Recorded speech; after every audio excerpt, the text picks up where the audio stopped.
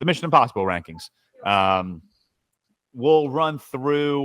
We'll just kind of go in a circle on like, this is my 7. This is your 7. Everyone's 7.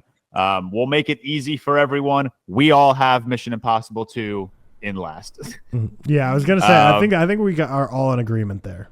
Yeah, that's all in agreement. That's the bad one. So. Yeah, I double checked everyone's Letterboxd ranking. That is one of the most mutually agreed on like film opinions I've ever seen. That Mission Impossible 2 is the worst Mission Impossible movie. Yeah, I will say for me, go ahead, Seth. It's the worst, but it's not for me. It's not. I think I have like a 2.5. I didn't particularly like it. I didn't hate it. It's not that far away from. I won't say, but the next one up anyway for me. Actually, yeah, I won't say yet, but it's not that far away. It's not like for me the significant worst, but it's not great. It's the only one for me that like truly felt uninspired. Like every other Mission Impossible movie, it looked like everyone was there having like a really good time. This was the only Mission Impossible movie where I was like, this really feels like they're just running through the motions. They tried to rinse and repeat Mission Impossible 1 as opposed to like expanding the lore or like diving deeper into these characters. And that's where I think, and when we get to Mission Impossible 3, because that's where I like really start locking into the Mission Impossible franchise. That's the biggest difference for me between like 2 and 3. 2 just feels like rinse and repeating of 1. Whereas Mission Impossible 3 feels like, okay, we're really trying to expand on the characters and the lore here better than Mission Impossible 2 did. I also think Mission Impossible 2, my main issue a lot of the time was I think a lot of the interactions between characters feel very unnatural and bizarre in Mission Impossible 2. Like to the point which is so different from the rest of the franchise. It's just like bland writing. Pretty cool though. I did quite like the ending. I do think some of the set pieces are cool, but it is very much a film that I was never loving, and it is rather bland for 70% of it. I'll say that. Yeah, well, they heavily lean into the romance, that one more so than any other movies, where there's always a romantic element, but Thondwe Newton and Tom Cruise, like, this is basically a romance movie for most of it. And there's obviously some people that don't agree that this is the bottom one, but a lot of people are in unanimous agreement, which makes it really funny on Twitter when, like, I'll see someone tweet, like, a clip of the final sequence of Mission Impossible 2 and be like, look how like awesome this movie is. I can't believe everyone hates on it. And, like all the replies and quotes would be like, but talk about the other hour 45. Like, why don't you? Because that is a good scene, to be fair. Right. No, there's great scenes. And like, I thought the opening with him climbing the rock, like is just a madman way to open it. And I thought that was funny. But like an hour and a half of this movie is just like a weird flirtatious romance of him and Thondwe Newton that I never felt was natural. It just felt so forced. And the writing between them two was just really weird. But for me, it's like by far the least favorite, and it's a 2.5. So yeah, but we're all in agreement. So it's a 2 for me, and it's the only Mission Impossible movie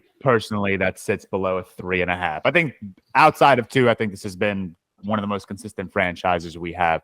But we won't harp too much on Mission Impossible 2. So let's get into our number 6. Cam, what do you have at the 6th ranked?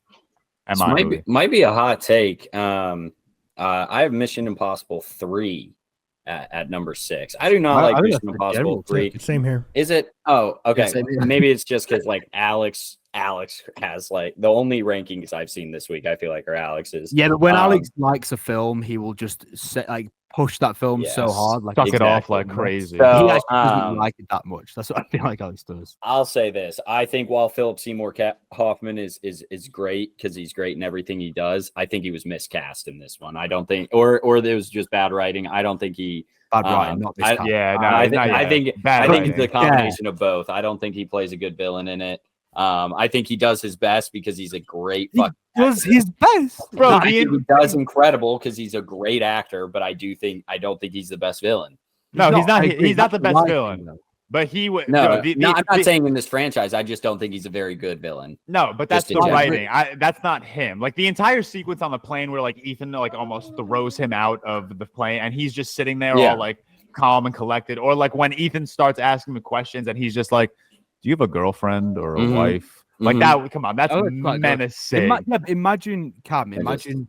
If it was miscast, imagine the writing with someone other than Philip Seymour Hoffman. I don't know. I'm not all about Philip Seymour Hoffman in this one. Like, I love him in almost everything he does. I'm not all about it in this one. It's a 3 out of 5, or I think I have it like a 61 out of 100. But it's just it's not my favorite. Seth and Tyler, you also have Mission Impossible 3 at number 6. Yeah, so I liked it. I do agree with Khan. I think I really like Philip Seymour Hoffman. He's one of my favorite actors, so I love him because I love his presence. I do think this one, specifically the setup for me was a bit bland. I couldn't care much about what was going on a lot of the time. It did have some cool set pieces. I think this one, from maybe it is, from what I've seen, I think this one is usually the consensus 6, but maybe it isn't. I've not looked at other people's ratings. But I thought people like fake. I think it's just one of those films that's got like a small cult following. That's probably it. It's like every M. Night movie. No one really likes M. Night movies. They just like I agree. It's like those like Zack Snyder films, you know. I think that like there is J.J. Abrams does his best here, but I just don't think the direction is the strongest suit of this one, to be honest. But I think it's just a fine, I guess, serviceable action film that you can enjoy, but nothing really blew me away. I have it the same as Cam, a 3 out of 5. So it's fine. It's fine. Yeah. Tyler, anything you want to say? Yeah, so I'm definitely not in Cam's side. Philip Seymour Hoffman, I think, is the best acting villain in this in this franchise, but a lot of people that I think rate this movie high really like don't give enough credit to how bad the writing is. I think his villain from the beginning to the end was written awfully, from how he's introduced to how he was dealt with. Just not good. I just think the writing was truly bad, but his performance elevated it so much that I was so engaged and I loved him so much. But I really can't get how people rate this movie like higher in their rankings, or like top like 3. I've seen some people put it in because it's like he's just such a bad villain in terms of like how he was written. But again, like I think he's probably my favorite performance ever in the franchise. But I can't forgive how he was introduced, how he was taken away. You think he was a bad villain? Interesting. Okay. No, like I thought the writing on his character and his whole arc was just not good, but he was incredible. But yeah. Yeah. So I don't think he was bad. I do think he was probably one of the weakest villains. I don't think he was terrible. But I almost think for me, I would have rather seen a worse actor in this. Like in the sense, I feel like it was just such a disservice to him to give him this kind of. I just think he elevated the film. Though. Every time he was on screen, doesn't matter how bad the writing is. I thought it was incredible. Philip Seymour Hoffman's just amazing. He's him. You know what I mean? So it elevated it for me anyway. But I would agree, it wasn't the best. One of the goats. This is where we separate. My number 6 is the first Mission Impossible. I apologize. I'm so sorry for all the Brian De Palma stands. I think he crafts. Yeah, Glazers. I don't get the Brian De Palma like love, honestly. How many Brian De Palma films have you seen? I've seen Scarface. I've seen Carrie. I've seen Mission Impossible. Blowout. I've seen Carlito's Way, but a long time ago, so I'll like refrain from. I do love Carlito's Yeah, I do need to rewatch that. I also need to rewatch Phantom Paradise. I've seen that a long time ago. Shit. Yeah, it's funny. Crazy. Yeah, but yeah, I have no hate towards Brian De Palma. I just think it's like such a weird discourse around him. But again, I give this movie a 3.5 out of 5. I think everything after Mission Impossible 2, or everything excluding Mission Impossible 2, has been very solid. I think this is a really cool introduction to this, IMF world, to this character of Ethan Hunt, to this franchise. Obviously, there's the iconic, like, coming down from the ceiling scene, which I think is crafted very well. I think this movie sets the tone for the entire franchise very, very well. But on the same time, it's just the most 90s action movie I've ever seen. And it's just like, it's so cliche. It's so predictable. It's like, it's very like at times corny. And I hate talking about this movie like that because it is a 90s action movie. Like that's just what comes with that era of action, I think. But no, I have no animosity towards this movie. I think it's very, very solid. And then moving into, and I'll just continue my number 5 because you guys are all already talked about it. I have Mission Impossible 3 at number 5. Pretty much agree with everything you guys said. I don't think I dislike the villain as much as you do. I do think he's very poorly written, but again, I never think these movies are here for the villain. I think the villain is just kind of like a plot device to give Ethan Hunt cool shit to do. And for what it's worth, I think Philip Seymour Hoffman played the villain very, very well. Those two scenes I mentioned earlier, the countdown scene, as well as the, do you have a girlfriend? Do you have a wife scene? I think just is acted really goddamn well. So yeah, I have Mission Impossible at 6 and the Mission Impossible 3 at number 5. I will say, I thought my reaction then, I didn't think you'd have it at 3.5. I thought you'd start lower. No, so I was thinking you would say you'd have Mission Impossible like a 2.5 or a 3. So no, 3.5. I've really liked these movies. I really have. I thought you were lower than them, I think. That's why I was shocked that it was that low, because I thought you were going to say like a 2.5 or something. I think there was also a benefit of not having seen these like when they came out on release, because I think for the last like 3 months, as like I built up like telling everyone I'm going to be watching like these Mission Impossible movies, everyone just kept saying like, don't expect like top tier writing really until like Rogue Nation or Fallout. Like go into these movies and just have a good time with the action. And that's exactly what I did. So I think just going in with that mindset like really helped me, because I wasn't expecting like these top tier narratives. And even so, I think the story like works across these movies, except for like Mission Impossible 2, really. But yeah, I don't hate any of these movies. Like even Mission Impossible 2, I rate low, but like I don't hate the movie. It's not good, but for what it's worth, it's enjoyable. So yeah, I got Mission Impossible at 6 and then Mission Impossible 3 at 5. You guys, let's get into your number 5s. Tyler, what do you got at number 5? Yeah, number 5 for me, I have Mission Impossible Ghost Protocol. And reading through my review, honestly, like, I don't know, it feels weird putting it this low. It's kind of like what you're saying. I really do enjoy all these movies. So it's not really like knocking it. I think the big thing is like the Burj Khalifa scene, like we mentioned earlier, I love that. The whole Kremlin scene in the beginning, I really enjoyed that as well. You got Jeremy Renner being added in, which I didn't love. But the big thing for me is I've really binged these all back to back to back, and I never felt that any of the first few movies had good villains. Like I thought Philip Seymour Hoffman was close, but like I didn't like the writing. And then Ghost Protocol was the same thing for me. I was like, this movie just needs a villain that I care about or that's compelling enough to really put it over the edge. But other than that, like now that I'm like kind of remembering Ghost Protocol, I really like that movie. Like just thinking about that whole Kremlin opening and the whole Burj Khalifa, Simon Pegg being like, I really love a lot about this movie. It's just the villain held it back for me. Yeah. Either Seth or Seth. What's your number 5? Yeah, mine. Me, you. Okay. Mine is Ghost Protocol as well. I think Ghost Protocol is good. I have the exact same issue as Tyler. I think the motivation for specifically the villain in this one were there, but I just didn't find him that intimidating or that alarming of a presence. I think there's some really cool set pieces, especially with Burj Khalifa. I really like the location. Some of the narrative points here and there, I was like, okay, that's a little bit bland. They played it a little bit safe there, but I think it's this was the introduction of Simon Pegg, wasn't it? Or was that the one before? No, that was 3, wasn't it? Introduction 3 was the introduction, but and then 4 he had like a little bit of a more involved role. I guess this is his first like he's in the franchise. Yeah. Obviously, I loved that. And I think it's so funny to me. It's directed by Brad Bird. I just think that's hilarious. Like he's such a fucking random guy. Yeah, he did a really good job on it because some of the set pieces and sequences in this one are great, especially the ending. I really liked. I've got this at 3.5. But yeah, it is my my 5. Yeah, my 5. My 5 is the original Mission Impossible. I am in the belief, so a 3.5 out of 5 or a 74 out of 100 right there.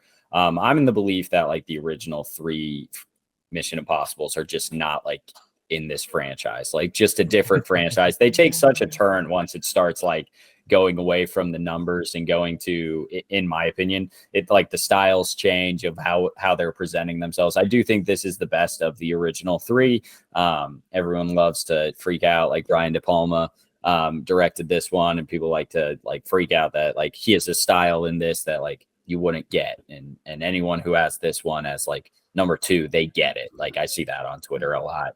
I think it's fine. Like George said, it's a very 90s. It's a very 90s action movie, and that's great for some. It's just I'm not a 90s action guy. I guess I prefer what we're getting now with like the insane John Wick. Sure, the insane fight choreography and like the fast pace like action sequences. Like I just prefer what we're getting now, I guess. But I enjoy this movie a lot. I still think it's like a good movie. I just don't love it as much as the rest, I guess. Yeah. All right. So now we'll get into our number 4s. My number 4, I got Ghost Protocol. So do I. So we can just we could just tag team here. Yeah. I don't. I completely agree with you. Where like the first 3 Mission Impossible movies just don't feel like the same franchise, and Ghost Protocol is like really where it takes that turn. I think the tone completely changes to where this feels more. I don't know. The stakes feel higher. There feels like there's a higher sense of urgency from Ghost Protocol on. Am I bugging out? No, I'm not bugging out. Okay. I was about to talk about Rebecca Ferguson, but that's not till Rogue Nation. But yeah, like completely agree with you, Cam, where like Ghost Protocol on feels like a very different franchise, and that's for the better, in my opinion. I think it really starts to get grounded. I still wish that like, and again, I think I did myself a disservice by not having seen these movies before seeing the John Wick movies. I wish these movies expanded on the lore like of the IMF world more. I feel like it's just been like very like bland. Like we don't know much about the IMF other than it's the Impossible Mission Force. Ethan Hunt gets a briefcase, opens it up, mission there. Like I just wish there was more depth to this lore and this like world of like spy assassins or whatever. Cam? I understand what you're saying. I kind of like that it's this mystery force almost. I love the addition of Jeremy Renner is like secretly one of my favorite actors. I don't think he's like one of the best, and that's probably a lot to do just with Hawkeye and the fact that I really like a bow and arrow. But also I think he's great in Wind River. You're a big bow and arrow guy. Yeah, I love Orlando Bloom. Please don't go pull out a bow and arrow. I'm begging you not to do this. Jesus Christ. This man is such a nerd. Wait, I don't think that's not a prop, right? Like it's a true hunting bow and arrow. It's like a legit bow and arrow. Weird thing about me is I'm a big bow and arrow guy. But do you hunt or do you just go to like archery range? Or do you kill someone like George asked? I've hunted once in my life. I sat there for 4 hours and didn't get anything. Didn't even see anything. And I'm now not a hunter and kind of anti-hunt because I like animals a lot. But Cam's out there playing the most dangerous game because he doesn't want to kill animals. I used to like shoot like in the back of my yard. It stemmed a lot from like the green arrow. I don't know. Big arrow guy. But beside the point, I really like Jeremy Renner. And I think he's great in this. I really like now that this is kind of where Luther and like Benji become like a part. Like I said, I feel like this is just a different franchise after the first 3, and I really enjoy where it goes. So I have an 84 out of 100, 4 out of 5. It's one of my favorite action movies. Like I think all the rest of these 4 that we're gonna mention are. Yeah, Seth, what do you got at the number 4 spot? Yeah, I don't really need to speak about this one because we just spent an hour, so you can have it. My 4 is Dead Reckoning Part 1. Good film. 3.5 for me. But yeah, that is my 4. We don't need to speak about that at all. But yeah, Dead Reckoning Part 1 is my 4. Tyler, number 4. Yeah, number 4 for me is the original Mission Impossible. And I will say, so like 2 through 5, or like in my rankings, not like the Mission Impossible movies, like my second best to like the 5th best are all real neck and neck. So not big differentiators here. I guess I'm one of the people that glazed Brian De Palma. This is still stylistically my favorite of the series. And I think I started watching this franchise for the first time ever a month ago. No clue what to expect. I just thought it was going to be, classic, action franchise, spy thrillers. So when like it started with like the elevator scene where a dude's like eye gets impaled and there's some gnarly like graphic deaths, I was like, whoa, buckle up. Okay, I was not expecting this at all, like getting graphic deaths like that. I thought it was going to be more like a blockbuster family-friendly action franchise. But like immediately, like 10 minutes in, you just get some gnarly deaths.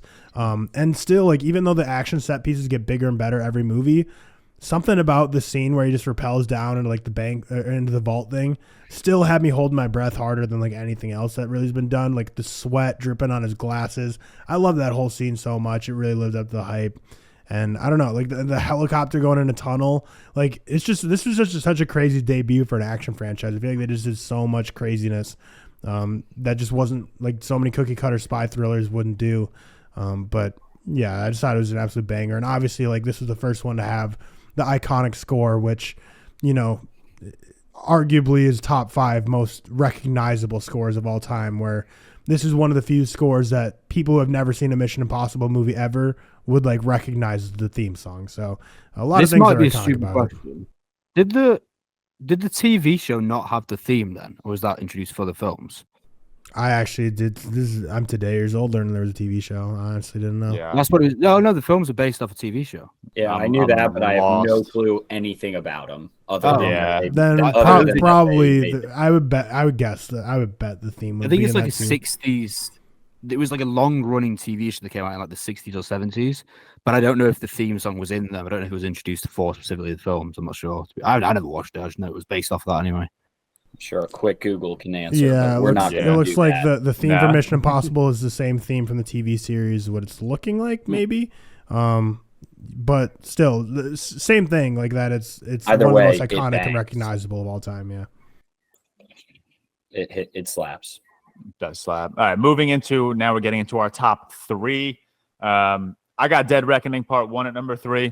Like I said, I think this movie, and obviously I won't harp on it long since we just did an entire review. I think this movie has some of the best Mission Impossible like scenes, sequences, action stunts.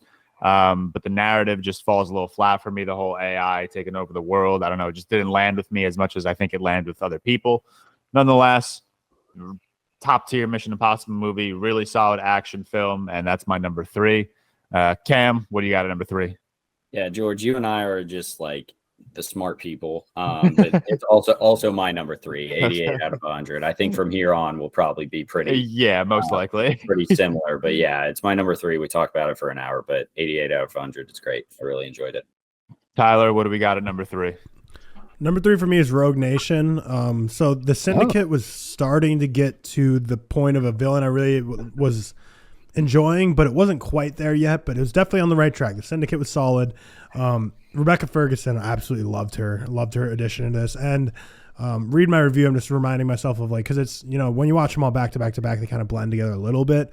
But that underwater scene, that talking about holding my breath for a scene, that was just nuts. Oh, it was so good. The fact that was also, I mean, is it really surprising? Of course, like Tom Cruise actually was holding his breath underwater for that whole scene. Just this dude's a madman, proves it every movie. And yeah, it was just like, again, similar to what I said with Ghost Protocol. If this had a better villain, this would be like a 4.5 star film for me. But the villain just held it back a bit. So it's a 7.4 out of 10, meaning it's right almost close to a 4-star. But yeah, the action sequences were just crazy. Rebecca Ferguson is incredible. The Syndicate was solid. Just wanted a little more. But yeah, really, really liked Rogue Nation.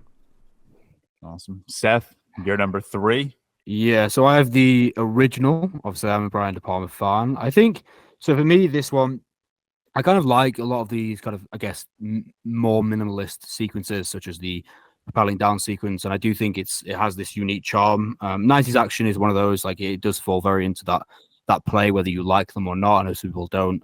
Like George said, it's not really his thing. It is mine. And I just think it is kind of executed just so well. The camera work is, in my opinion, some of the best of the series. I think it's phenomenally well paced to the point where it's just continuously entertaining, and it's this development into this character and into this kind of world that I really, really enjoy. It's certainly, not my favorite. I think I actually thought all of us would have the same top 2, I'll be honest. So that is interesting. But I just think it's kind of a delight. It's charming. It is cheesy, but delightfully so, in my opinion. And yeah, I just think, if Brian De Palma directs something, well, actually, I haven't seen all of his films. I've only seen like 10, 9, whatever, but I usually tend to like them just because I think he's a genius behind the camera. But yeah, so this is my 3. I have it at a 4 out of 10. 4 out of 10? 4. Yeah, that would be crazy at 3. I have it mid-franchise. Mid-franchise. 4 out of 5. 4 out of 5. Yeah. All right. And top 2, my number 2, Rogue Nation. Cam's number 2, Rogue Nation. Rogue Nation for me though is a 94 out of 100. It's sitting right at that 5-star mark. But it's 4. Really? I fucking love Rogue Nation. Wow. Tyler disappoints me here having it at 3, but it's still very high. I think I might change it to 3.5. 4.5. I thought this was great. I absolutely love Rogue Nation, man. And this it folds right into it folds right into Fallout as well. And I think they just keep that incredibleness and then go an echelon above with Fallout. But it's just, I think it's awesome, man. I really do love it. I like Rebecca Ferguson. Like I said, I like her a lot in this first one. But I do think Jeremy Renner, again, kind of steals the show in this one. But do you not like Sean Harris as well? I love Sean Harris as a villain. Yeah, I guess. Yeah, I do. I like, is that, what's his name? Who's Sean Harris again? I know. The one with the funny voice, the English guy. Yeah. Is that not? And I'm completely blanking because Solomon. Is that Solomon Lane? Yeah, Solomon Lane. Okay. Yeah. I forgot. I'm blanking. I did not rewatch these, so I don't remember them perfectly, other than Fallout. But Solomon Lane is so damn good, and I like that he's used in Fallout as well. Like that kind of feels presence, like, isn't he? Yeah, that. I love it. Yeah, exactly. It feels like it's a connected universe at this point, or a connected franchise, I should say. But yeah, really love Rogue Nation. Also, I love the idea of like there's just like these rogue agents out there that you gotta like everyone's gotta find or whatever. Huge fan of that. Tyler, you're the only one without Rogue Nation. Number 2, what do we got? Yeah, that's where I have Dead Reckoning Part 1. Again, we talked about a lot. I just really think Haley Atwell's edition I've really, really enjoyed. Palm Clementif was incredible. And I really think, to me, the hand-to-hand combat was the peak of this franchise so far. But yeah, looking back at my other reviews, it looks like it's not as many incredible, like, iconic moments that I can remember. But yeah, we talked about it long enough. But yeah, it's number 2 for me. If I rewatch the franchise, it might shift around a little bit because I think I am a little lower on Rogue Nation and Ghost Protocol than I should be. But yeah, I really, really enjoyed Dead Reckoning Part 1. I was eating every second up when I was in that theater. And then number 1, across the board, we all what a surprise. we all have the same number 7, and we all have the same number 1. Everything in the middle gets a little jumbled, but Mission Impossible Fallout. I think we all have this at a 4.5 out of 5, except Cam, I think, was a 5 out of 5. 4. Tyler's a 4 for you? Okay. Well, either way, it's number 1 for all of us. For one of us, it's one of the greatest action movies ever. For 2 of us, it's a very solid action movie. No, take that back. For 2 of us, it's one of the best. I mean, for me, it's one of the best action movies ever, too, actually. So I said, the first thing I said, and I don't say this to Cameron a lot, because Cameron is a franchise guy and I'm not. The first thing I said, I messaged to the group chat and I said, Cam, you were fucking right on this. Genuinely, so good, man. No argument for me, I think this is one of the best action films of easily this century so far, and possibly ever. I think it works. It's perfectly executed, and I think on another watch, this could be a 5 for me. I think it's that good. I think. Well, I was about to ask. You just said it's perfectly so what? Right now, what's holding it back from a 5 out of 5 for you? So when it comes to action, there is always things that I don't love. I think the film is perfectly executed in itself, but I just have a thing where action where I doesn't push the boundaries. And for me to give a film on a 5, I guess on first watch, I need to have where I love every single second. And I think Fallout is perfectly executed, but there is a few duds in the mold sometimes. But I think as an action film, as an action film of this ilk, it's about as much as I can love it, because it's like, okay, for example, when I watched Dune for the first time, I said that I thought Dune was one of the best sci-fis of this century. I gave it 4.5. And that's not me giving it disrespect, because I haven't got any other sci-fis this century at a 5. Do you know what I mean? Yeah. And with Mission Impossible 4, I haven't got any other action film, all-out action film. There's only 2 action films I have ever at a 5-star. So me giving this a 4.5 is kind of the biggest compliment, because they're not my kind of sort of films. And I think Fallout is one of those films which could be that in the future, because I think it's that good. I think it's really, really good.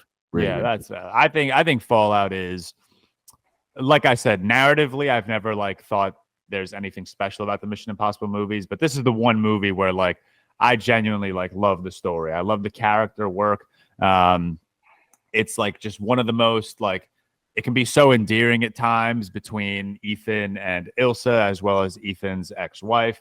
I think the chemistry of the group between Simon Pegg and Luther is just at its best in this movie. And again, the story is just compelling. Dead Reckoning, I don't think the entire AI, story that we got was the most engaging thing. The thing that really held me on to Dead Reckoning, and the reason I loved it as much as I did, was because of the action set pieces and our characters. Fallout was just the perfect compilation of everything, of Mission Impossible. everything. Yeah. Like I think Mission Impossible 3 excels with its characters and its villain. I think Mission Impossible 4 and 5 excel with their stunt work. I think Mission Impossible 1 excels in its storytelling. Mission Impossible 6 just excels in all aspects there, and it takes every element and excels. Yeah, and just works so well. And then obviously the Halo leap is just like when I saw that for the first time, I was like blown away. When I saw that, I don't know about you, George. I was like, why didn't I watch this in a cinema? Yeah, I like everything. Oh my God. Like the shake. That scene, it's the shaky camera. It makes you feel like you are the third person there. And it's just so goddamn good. Tyler, what do you have to say about Fallout? Yeah, this is probably going to go up on rewatch for me as well. I'm the same thing as Seth in terms of I'm never, like, we know this for sure on the podcast. I'm not a big pure action film guy, but this is about as good as you can really get. For me, I've always found the romantic element weird in these movies because he obviously has his ex-wife who's like in hiding, and they broke up because he wants to protect her. So, but then like he has kind of like gets like horny for kind of all the new women that join every franchise installment. So it's like, it's weird because it's like, I get it. You can like have an ex-wife or ex-girlfriend, like be like, respectful to them and have a love for them in a different kind of way. But since the circumstances in this is like he clearly would like love to be with his ex-wife. Like he like in a perfect world, like they're together and like happy, but he's just doing it to protect her. So I always found, and like this one kind of brings her like back in a little bit to the fold. So I always found it kind of weird. Like I was like, it's just weird. Like with like Ilsa and like them kind of like, having a little will they, won't they, while also like his wife is like in hiding, but like coming back. And I was like, that's the only thing that like made it weird for me. But everything else I loved, like Henry Cavill, like incredible. I think it's funny when this was filmed, everyone's like, oh, why is Henry Cavill like having to ruin like some DC shoots because he has to have a mustache for a Mission Impossible movie? And then the movie came out and everyone's like, oh yeah, this deserved it. Yeah, this is one of those where I'm so happy they stood their ground because Henry Cavill has never looked better in a movie than with his mustache. Yeah, he rocks a good mustache. Yeah, exactly. And I think you could rock anything at this point, though. Probably could. I saw a tweet that I completely agree with, and I think is hilarious. And it's like, if you look at Henry Cavill's filmography, he's in some of the shittiest movies, and then all of a sudden, one of the best movies of the 21st century, just because he fucking is. Like, he comes out of nowhere in this thing, and is the best part of this movie. It gets memed for the shirt pocket and gets memed for like everything else, but that is quite weird though. I didn't notice that. It's quite odd. Yeah, him loading his gun or his arms, coolest thing ever. Like I tweeted like that. No matter what Tom Cruise does, it will never be as cool as Henry Cavill just cocking his arms in the bathroom. It's so awesome, and I can't hype this movie up enough. Like I will talk about it in the best of light, no matter what. Everything about it to me is incredible. I don't know what takes it from 100 to a 96. It's just not a 100 movie, but it's so fucking good, man. And give it 100.